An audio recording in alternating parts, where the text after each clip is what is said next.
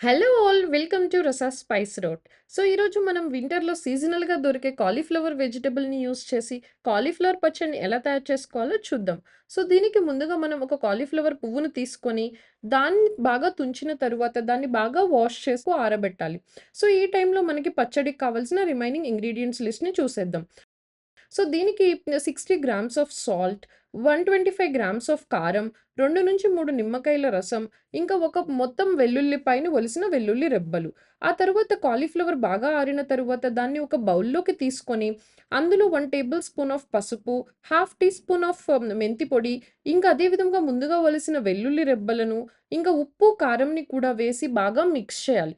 Once మన ఉప్పు, కారం మిశ్రమం మొత్తం అనేది మన కాలీఫ్లవర్ పువ్వుకు పట్టిన తరువాత దీనిలో మనం 125 ఎంఎల్ ఆఫ్ నూనెని కూడా వేసి బాగా మిక్స్ చేయాలి. ఆ తరువాత మనం ముందుగా తీసి పెట్టుకున్న నిమ్మరసంని కూడా వేసి బాగా కలిపి, దీన్ని ఒక నైట్ మొత్తం అలా ఉంచితే ఇదనేది మనకి బాగా ఊరుతుంది. సో, నెక్స్ట్ డే మనకిది తినటానికి ఇన్‌స్టంట్‌గా రెడీ అవుతుంది. ఇంకా 2-3 డేస్ వరకు ఇది బయట అలానే ఉంటుంది. అదే విధంగా ఫ్రిడ్జ్‌లో పెట్టుకుంటే ఇది 2-3 మంత్స్ పాటు నిల్వ ఉంటుంది. సో, తర్వాత దాన్ని మనం దేనిలో అయినా తినొచ్చు. ఇడ్లీ, దోస లేదా అన్నంలో దేనిలో తిన్నా గానీ ఆ కాలీఫ్లవర్ ముక్క అనేది పుల్ల పుల్లగా చాలా రుచిగా, చాలా కమ్మగా ఉంటుంది. Thanks for watching our channel. Please do like, share and subscribe to our channel.